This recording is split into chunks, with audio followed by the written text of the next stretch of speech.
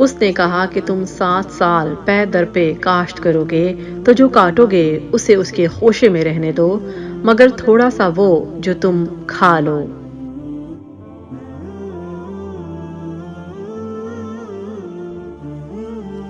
ساقی نے قید خانے میں حضرت یوسف علیہ السلام سے ملاقات کی تو اس وقت حضرت یوسف علیہ السلام نے بادشاہ کے خواب کی یہ تعبیر بتلائی کہ مصر میں 7 سال بڑی خوشحالی کے گزریں گے، جن میں زمینیں خوب غلہ اگائیں گی۔ ان سالوں میں تم لوگ یہ کرنا کہ سال بھر کی ضرورت کا غلہ لے کر باقی کا غلہ بالیوں میں ہی رہنے دینا تاکہ گلنے سڑنے سے محفوظ رہے۔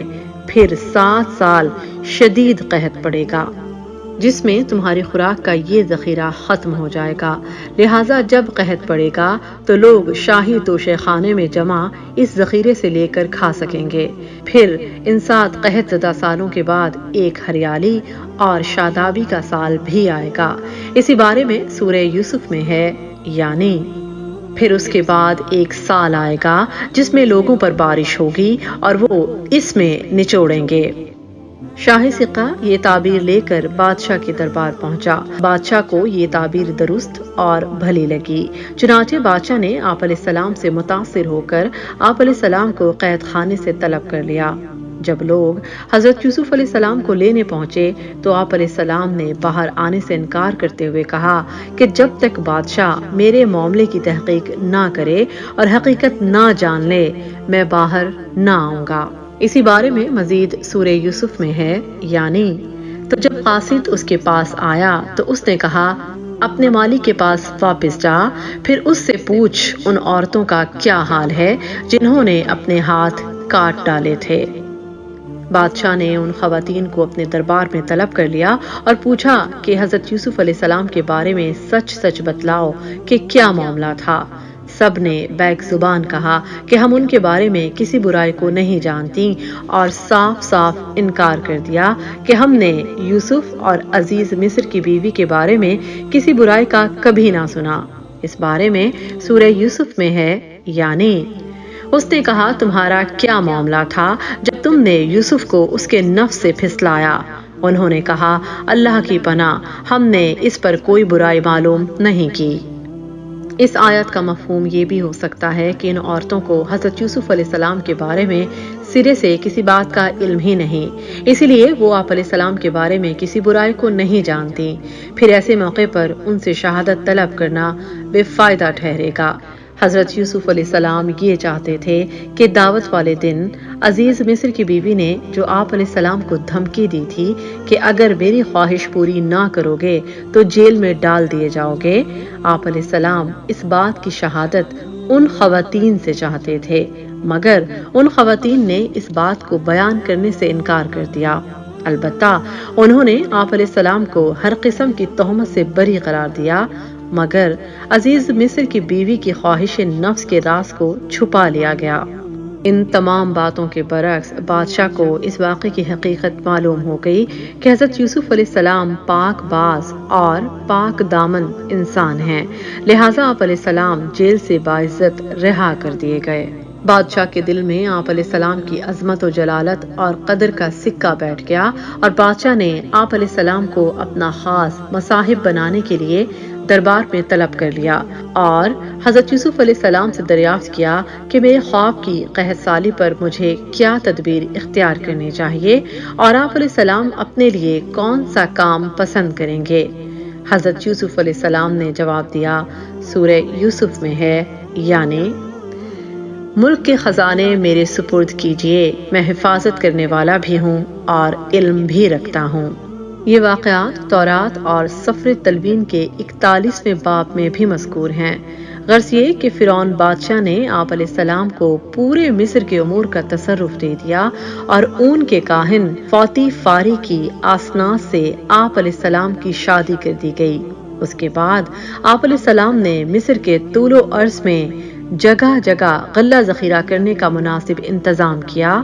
اس وقت آپ علیہ السلام کی عمر 30 برس تھی۔ قرآن پاک کی سورہ یوسف میں اس بات کا تذکرہ کیا گیا ہے، یعنی اور اسی طرح ہم نے اس سرزمین میں یوسف کو اقتدار عطا فرمایا، اس میں سے جہاں چاہتا تھا جگہ پکڑتا تھا۔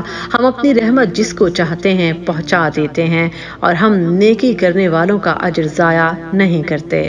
اگر آپ نے ابھی تک ہمارا چینل سبسکرائب نہیں کیا تو ہمارے چینل کو سبسکرائب کیجیے۔ غرض یہ کہ ہریالی کے 7 برس دیکھتے ہی دیکھتے بیت گئے۔ ان سالوں میں آپ علیہ السلام نے غلہ ذخیرہ کرنے کے نہایت مناسب اور عمدہ انتظامات کیے۔ کئی وسیع و عریض مکانات بنوائے جن میں غلہ رکھا گیا اور انہیں ان کی بالیوں میں محفوظ کیا گیا۔ پھر قحط کے سال آنا شروع ہوئے۔ مصر اور اس کے ارد گرد کے علاقے قحط سالی سے کافی متاثر ہوئے تھے، مگر مصر میں بہت غلہ موجود تھا۔ اس لیے جب ارد گرد کے لوگ فرعون کے پاس جا کر غلہ اور روٹیاں مانگتے تو فرعون انہیں حضرت یوسف علیہ السلام کے پاس بھیج دیتا۔ آپ علیہ السلام نے لوگوں کے لیے خزانوں کے منہ کھول دیے اور سبھی کو ضرورت کے مطابق غلہ بیچا۔ دوسرے علاقوں کی طرح فلسطین بھی قحط کی زد میں آ گیا، اور فلسطین کے لوگوں کو یہ خبر پہنچی کہ مصر میں شدید قحط سالی کے دنوں میں بھی غلہ موجود ہے۔ چنانچہ حضرت یعقوب علیہ السلام نے اپنے بیٹوں کو بہت ساری رقم دے کر مصر بھیجا تاکہ وہاں سے غلہ خرید لائیں، اور ساتھ ہی بار برداری کے جانور بھی دے دیے۔ یوسف علیہ السلام کے بھائی خاندان یعقوب کے لیے غلہ خریدنے مصر پہنچے۔ جیسے ہی آپ علیہ السلام کے بھائی آپ کے پاس پہنچے، آپ علیہ السلام نے انہیں پہچان لیا، جبکہ وہ اس بات سے بے خبر رہے۔ اس وقت حضرت یوسف علیہ السلام کی عمر تقریباً 40 سال تھی۔ اس بارے میں سورہ یوسف میں ہے، یعنی اور یوسف کے بھائی آئے، پھر اس کے پاس داخل ہوئے تو اس نے انہیں پہچان لیا اور وہ اسے نہ پہچاننے والے تھے۔ جب آپ علیہ السلام نے انہیں غلہ دے دیا اور وہ لوگ روانہ ہونے لگے تو حضرت یوسف علیہ السلام نے ان سے کہا کہ اگلی بار میرے پاس اپنے شریک بھائی کو ساتھ لے آنا تو میں تمہیں غلہ دوں گا، اگر تم اسے اپنے ساتھ نہ لائے تو میرے پاس نہ آنا۔ اس بارے میں مزید سورہ یوسف میں ہے، یعنی اور جب اس نے انہیں ان کے سامان کے ساتھ تیار کر دیا تو کہا میرے پاس اپنے اس بھائی کو لے کر آنا جو تمہارے باپ سے ہے۔ یہ بات کہنے کی وجہ یہ تھی کہ آپ علیہ السلام کو ان بھائیوں کے ساتھ اپنا ماں شریک بھائی بنیامین نظر نہیں آیا جو حضرت یوسف علیہ السلام سے چھوٹا تھا۔ چنانچہ حضرت یوسف علیہ السلام نے ان کو مفت غلہ دے کر یہ تدبیر اختیار کی کہ ایک تو یہ معلوم ہو جائے گا کہ وہ زندہ بھی ہے یا نہیں، اور کس کے پاس اور کہاں ٹھہرا ہوا ہے۔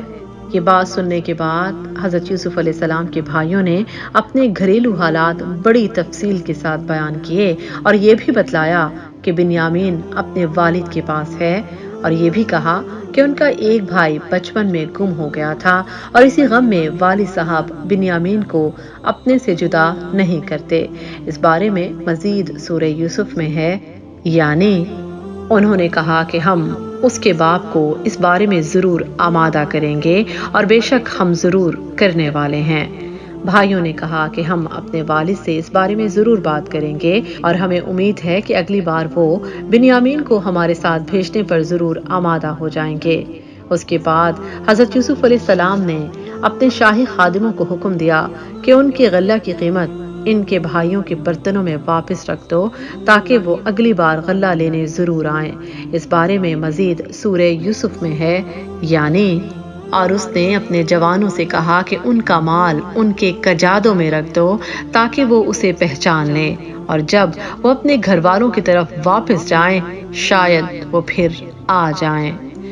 حضرت یوسف علیہ السلام کے بھائیوں نے واپس لوٹ کر سفر کی ساری روداد حضرت یعقوب علیہ السلام کو سنائی اور کہا کہ وزیر خوراک نے ہمیں صاف صاف کہہ دیا ہے کہ اگلی بار اپنے بھائی کو نہ لائے تو غلہ ملنے کی امید نہ رکھنا۔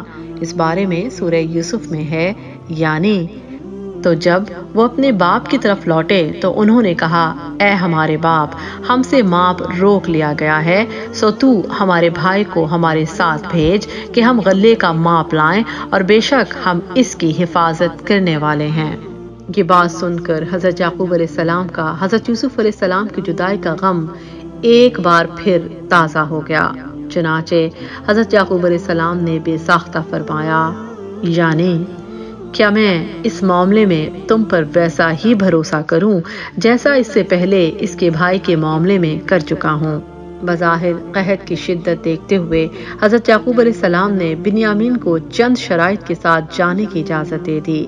سورہ یوسف میں ہے، یعنی اس نے کہا کہ میں اسے تمہارے ساتھ ہرگز نہ بھیجوں گا یہاں تک کہ تم مجھے اللہ کا پختہ عہد دو گے کہ تم ہر صورت اسے میرے پاس لاؤ گے مگر یہ کہ تمہیں گھیر لیا جائے۔